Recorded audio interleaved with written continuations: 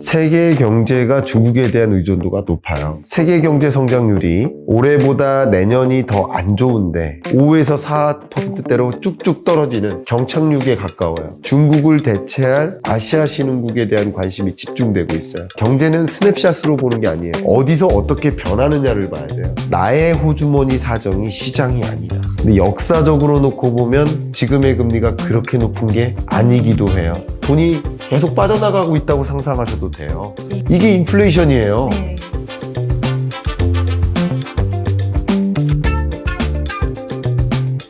중국 경제 네.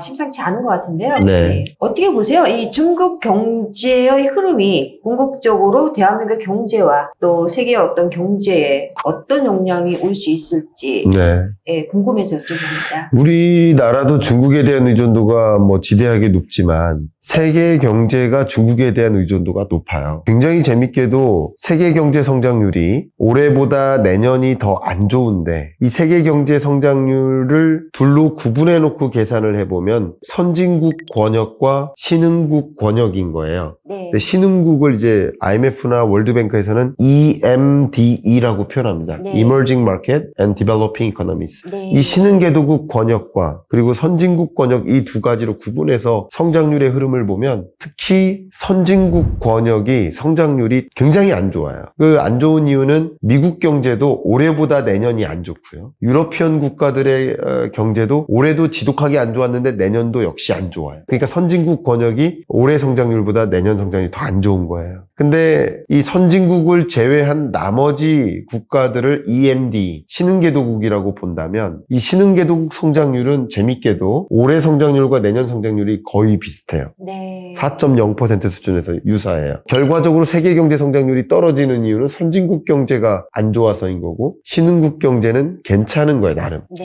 근데 이 신흥국 경제 중에서 중국 경제를 잠깐 말씀드리면 올해 성장률이 대략 5.1%, 내년 성장률이 대략 4.5%, 5에서 4%대로 쭉쭉 떨어지는 경착륙에 가까워요. 네. 근데 이 신흥개도국 성장률에서 중국을 테이크아웃 한 다음에 나머지 신흥개도국들의 성장률을 계산해보면 올해보다 내년이 훨씬 좋아요. 이것은 공통입니다. 저의 의견이 아니라 IMF, 월드뱅크, OECD, BIS, WTO 공통적인 의견입니다. 세계 경제 성장률을 다 봤을 때 쪼개놓고 보면 중국을 제외한 나머지 신흥국들, 특히 얼터너티브 에이시아, 알타시아라고 지금 표현을 많이 하는데요. 중국을 대체할 아시아 신흥국에 대한 관심이 집중되고 있어요. 중국 경제가 안 좋다 보니까 또 미중 패권 전쟁 남아 있고요. 탈세계화, 디센트럴라이제이션도 있고요. 디글로벌라이제이션도 있고요. 이런 탈세계화가 진전되다 보니까 중국에서 기업 경영하고 중국의 공장 기지를 두는 것이 필요 없다 하면서 이 공장 기지가 이전하고 있어요. 중국이 아닌 다른 신흥국들로. 근데 그런 공장 기지의 이동을 차이나 엑소더스, 중국을 떠난다라고도 표현하고요. 또 이런 것을 프렌드 쇼어링이라고도 표현해요. 많은 주요 선진국들이 자국과 우호적인 관계에 있는, 동맹국 관계에 있는 그런 아시아 신흥국으로 공장을 이전 설치해요. 주로 얼터너티브 에이시아에 해당되는 국가들이 인도, 인도네시아, 베트남, 그리고 필리핀, 캄보디아 이런 나라들인데, 그러니까 이런 나라들의 해외 직접 투자 유입액이 늘어나고요. 또 이들 국가들은 자국이 현재로서 제조하기 좋은 여건이 아닌 것들이 있고 노동법도 굉장히 미진하고요. 고용하기가 힘들죠. 그리고 물류 인프라도 부족하고 전력 인프라도 충분하지가 않습니다. 어떻게 공장 가동을 합니까? 네.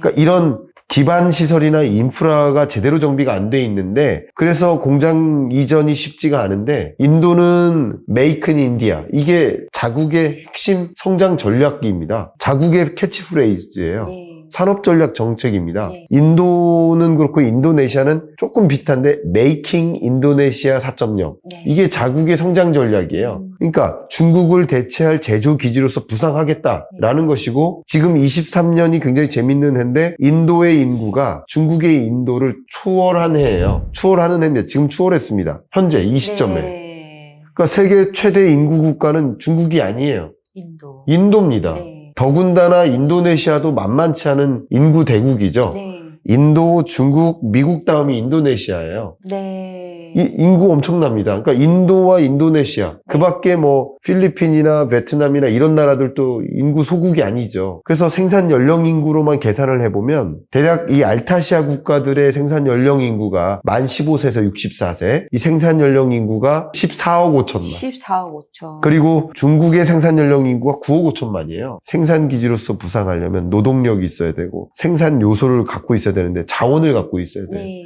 근데 미래 산업에 필요한 니켈, 구리, 알루미늄, 뭐 리튬, 히토류, 철광석 다 갖고 있습니다. 그러니까 생산 기지로서 부상할 만한 여건을 다 가지고 있어요. 자원과 노동력, 자본만 있으면 되죠. 그 해외 직접 투자 유입액이 늘어나고 있어요. 중국은 줄어들고 있는데. 그러니까 이런 현상이 중국 경제 내부적인 결함도 있고 부동산 개발업체들의 도미노 부실 문제도 있었고 거기에 미중 패권 전쟁이라든가 탈세계화라든가 또 각국의 그것에 대한 대응책으로서 프렌드 쇼링하는 이런 현상들이 다 종합적으로 맞물려서 중국 경제가 점차 어려워지고 있는 거죠. 그러니까 우리나라도 대응하기 위해서 알타시아 국가들과 파트너십을 더 적극적으로 체결하는 그런 모습들이 전개되고 있으니까 결과적으로 중국 경제는 성장률이 더 뚝뚝 떨어지는 경착륙에 가까운 모습을 보일 것이고 물론 아직까지도 4%, 5%대 높은 성장률을 유지하고 있는 거 아니냐 그거 맞는 말씀이에요. 근데 경제는 스냅샷으로 보는 게 아니에요. 사진으로 보는 게 아니에요. 영상으로 봐야 돼요.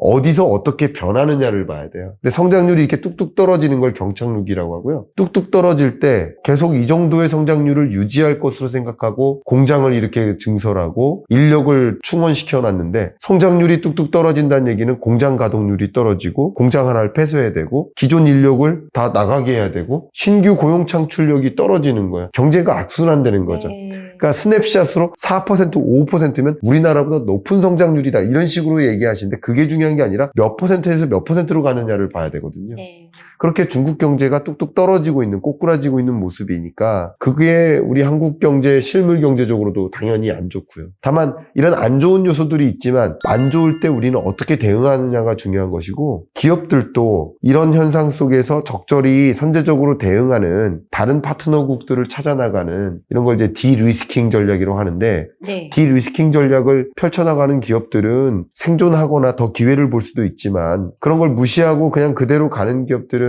그 리스크를 떠안는 거죠. 결과적으로 제가 꾸준히 드리는 말씀은 어렵다, 뭐 굉장히 안 좋은 경제다라는 말씀을 드리고는 있지만 그걸 제대로 알고 대응하자인 거지 준비된 맞아요. 나를 만들자인 거지 어려우니까 포기하세요가 아니거든요. 네.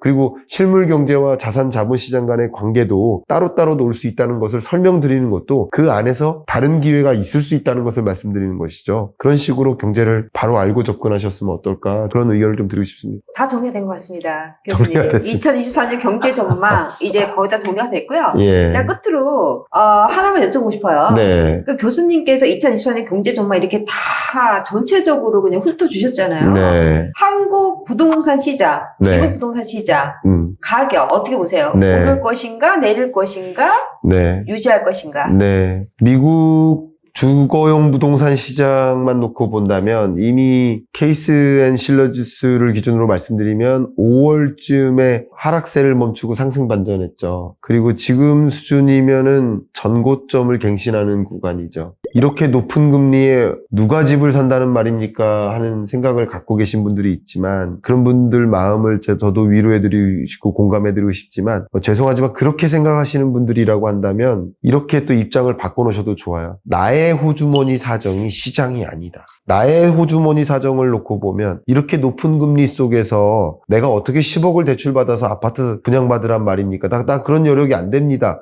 죄송합니다만 그것은 나의 사정인 거예요. 그건 시장이 아닙니다. 시장은 그런 분들도 일부 구성이 되고 대출 조금만 받아도 집 살 수 있는 분들도 일부 편입되어 있고 대출 전혀 없이도 10억 이상 현금 자산가, 500억 이상 현금 자산가 굉장히 많습니다. 이들의 움직임도 시장을 상당히 결정짓는 시장에 영향을 미치는 움직임이라는 것을 우리는 무시하면 안 됩니다. 그게 시장을 제대로 보는 거예요. 그러니까 시장의 모습은 금리의 레벨이 올라가는 과정에서 그렇게 5.5% 기준금리에서 어떻게 미국 부동산 시장이 다시 반등하는 거죠? 정말 캐나다에서 얼마 전에 저 북콘서트를 열었었는데 캐나다에서 호주에서도 오신 분이 계세요. 미국에서도. 그 이해가 안 된다. 왜 이렇게 올라가는 거죠? 그 답변 드렸어요. 이렇게. 그러니까 그 시장이라는 모습이 또 한 가지 말씀드리면 지금 금리 높은데 어떻게 집 사라는 말입니까? 라는 말씀하시지만 이 금리가 높다 낮다의 그 개념은 아마도 지난 20년, 21년에 경험했던 금리가 너무 낮아서일 수도 있어요. 근데 역사적으로 놓고 보면 지금의 금리가 그렇게 높은 게 아니기도 해요. 그래서 제가 뉴 레이짐이라고 설명했어요. 고금리가 장기화되다 보면 실물 경제는 더 억압하지만 자본시장에서는 그 고금리를 받아들이기 시작해요. 그게 이상한 금리가 아닌 게 돼요. 처음에는 5.5%가 이상한 금리죠. 왜냐하면 0%대 금리를 경험했으니까. 근데 5.5% 금리 속에 1, 2년 살아가다 보면 그게 또 새로운 기준이 돼버려요. 이상한 금리가 아닌 게 돼버려요. 근데 물론 그 고금리가 부담이 되는 계층은 시장으로 돈을 유입시키기가 어렵지만 그렇지 않은 계층들은 시장에 돈을 유입시켜요. 그게 돈의 유입을 만들고 수요를 만들고 그게 가격 상승을 유도하는 거라고 설명 그렇게 드리겠습니다. 그러니까 뉴 레이짐의 시대를 제대로 이해하셔야 돼요. 리얼 이코노미와 자본시장 간, 자산시장 간의 관계가 분명히 있는데 그 어떤 연결고리로 그렇게 설명이 되는지를 여러분 스스로 고리를 찾으셔야 됩니다. 전 그렇게 의견을 드리고요. 우리나라 집값 상승률도 마찬가지죠. 근데 냉정하게, 정말 냉정하게 이 시장을 볼 때 제가 질문 드릴게요. 단무지 가격 올라요. 햄 가격 올라요. 김 가격 올라요. 쌀 가격 올라요. 전기요금 오르고 가스요금도 올라요. 인건비도 오릅니다. 그러면 김밥 가게 할머니께서 김밥을 안 올릴 수 있습니까? 김밥 가격은? 그래야죠.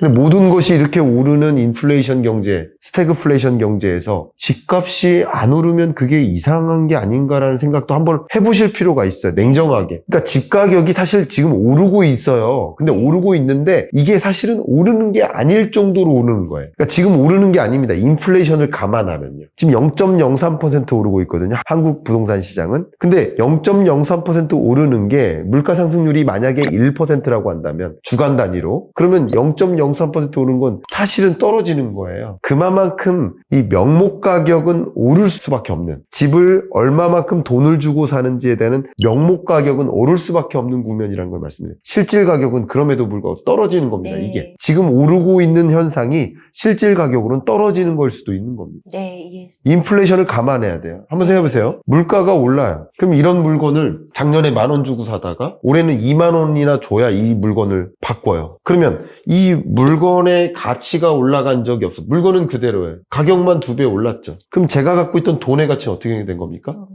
떨어졌죠. 이제는 10,000원짜리로 이걸 못 사요. 그럼 집가격이 10,000원이었는데 여전히 10,000원이라고 해볼게요. 이 집가격은 그대로 유지된 겁니까? 떨어진 겁니까? 그게 떨어진 거예요. 그러니까 2022년, 23년 상반기까지 집가격이 떨어졌는데 많이 안 떨어진 거 아니냐? 그거는 인플레이션을 생각하지 않은 개념인 거예요. 인플레이션을 고려하면 사실 집값 조정된 요 정도의 조정폭은 상당히 많이 조정된 거예요. 또 역시 지금 반등세로 전환된 거지, 반등세로 전환된 것은 명목 가격이 올라간 것이지 인플레이션을 감안하면 인플레이션율만큼도 집가격이 안 오르고 있는 상황이니까 이건 명목 가격, 명시되는 집을 돈 주고 사는 얼마입니까? 10억이요. 그럼 10억짜리 그 집값이 오르는 거일 뿐이지 10억에서 10억 1천, 10억 5천 이렇게 오르는 현상인 것 뿐이지 이 집의 가격이 오를 뿐 인플레이션을 감안하면 사실은 오르는 게 아니에요. 그러면 가장 좋지 않은 자산 관리라고 해야 될까요? 돈을 어떤 형태로 갖고 있을까의 문제인데 돈을 현찰로 들고 있으면 제일 손해인 거죠. 지금 증명해 드렸잖아요. 물건 가격이 2배로 오를 때 나는 현찰만 갖고 있으면 작년 현찰로는 분명히 이걸 하나 바꿀 수 있었지만 지금은 2배로 줘야 이 현찰을 바꾸니 여러분 월급을 현찰로만 집에다 금고 만들어 놓고 현찰을 쟁여놓는다고 생각해 보세요. 그럼 계속 그 금고에서 돈이 계속 빠져나가고 있다고 상상하셔도 돼요. 인플레이션은 제가 더 이코노미스트 표지가 굉장히 인상적인데 더 이코노미스트 표지에 그 아이스크림이에요. 아이스크림에 이거 나무 바가 있죠. 아이스크림. 근데 이 아이스크림이 돈 모양이에요. 근데 그 아이스크림 녹고 있어요. 이게 인플레이션이에요. 돈이 녹고 있는 현상을 생각해서 집 가격도 봐야 되는데 저는 이제 거시경제를 보는 사람으로서 부동산 시장을 보잖아요. 그러니까 인플레이션과 경기와 같이 부동산을 보는데 죄송한 편이지만은 이 경기와 인플레이션을 감안하지 않고 부동산만 보면 가격이 떨어진다고 할 수도 있는 거예요. 근데 떨어지는 게 쉽지가 않다는 거죠. 네. 그러니까 김밥 가게 할머니는 김밥 가격을 올려잡는 게 정상인데 건설사는 분양 가격을 올려잡는 게 비정상이라고 주장하는 것이 과연 정상일까? 저는 그런 생각을 해요. 그러니까 제가 어떤 입장에 서서 말씀드리는 게 아니라 그냥 냉혹하게 냉정하게 봤을 때 우리는 모두 다 이윤을 극대화하기 위해 살아가잖아요. 여러분들도 이윤을 극대화하기 위해 살아가요. 건설사도 이윤을 극대화하기 위해 살아가요. 그게 정당하다 안 하다가 아니라 이윤 극대화가 목적인 건설사가 건설 자재값이 오르고 인건비 오르고 다 오르는데 분양 가격만 올려잡지 않으면 분양을 하겠습니까? 건설 공급을 안 하죠? 네. 아파트 공급을 안 하죠? 아파트 공급 안 하면 아파트 가격 더 올라가는 거죠. 이러나 저러나 올라가는 건 올라가는 거예요. 냉혹하게 보시잖아요. 거시경제적으로 부동산 시장을 보셔야 된다. 오히려 집값이 좀 떨어졌으면 좋겠다라고 생각하시는 분들, 그런 분들은 전망을 보셔야 됩니다. 당위론을 보시면 안 됩니다. 저보고 집값이 떨어지는 게 옳습니까? 오르는 게 옳습니까? 라고 질문을 바꿔 말씀하시면 저는 그 질문의 답변을 집값이 떨어지는 게 맞습니다라고 답변 드려요. 우리 한국 경제를 놓고 봤을 때 집값이 떨어지는 게 옳아요. 그런데 저는 전망을 말씀드리는 거예요. 네. 떨어지는 게 오를지 오르는 게 오를지를 말씀드리는 게 아니라 네. 오를지 떨어질지를 전망하는 거예요. 네. 결과적으로 집값이 미미하게나마 오르고 물가는 강하게 오르는 국면에서 현찰의 형태로만 돈을 들고 있는 거. 가장 대표적인 게 전세죠. 전세 보증금으로 들고 있는 게 현찰의 형태로 들고 있는 거잖아요. 은행에 저축하는 거랑은 달라요. 은행의 저축은 이자 수익률이 발생하니까 인플레이션 이 문제를 해치시킬 수 있는 수단이 돼요. 어느 정도. 네. 그래서 제가 저축하라고 말씀드렸습니다. 근데 전세 보증금의 형태로 들고 있다는 것은 인플레는 이렇게 발생하고 그리고 집값은 요만큼 상승하고 그럼 내가 갖고 있는 돈의 가치는 이렇게 쪼그라드는 거잖아요. 네. 2년 전에 전세 보증금 10억 가지고 전세를 들어가셨다면 그 10억이 지금 2년 후에 10억이 아니라는 거예요. 분명히 아니라는 걸 알고 대응하신다고 생각해 보시면 정말 전세 보증금의 형태로 계속 갖고 있을 것인가? 아니면 이런 인플레이션 문제를 해지하기 위한 다른 방안을 고민하실 것인가. 네. 집을 사셔라 마시라는 것은 제가 드릴 얘기는 아니고요. 네. 여러분 사정에 따라 다르겠지만 의외로 집값이 떨어지긴 어려울 수 있겠구나라는 것을 알고 살아가시는 게 맞지 않을까. 네. 알고 우리가 경제를 살아가실 필요가 있지 않을까. 이렇게 의견 드립니다. 아, 감사합니다. 교수님. 네. 2024년 경제 전망 오늘 시원하게 훑어주셨습니다. 지금까지 여러분 인생의 성공의 길을 전달드리는 김효지였습니다. 감사합니다. 감사합니다.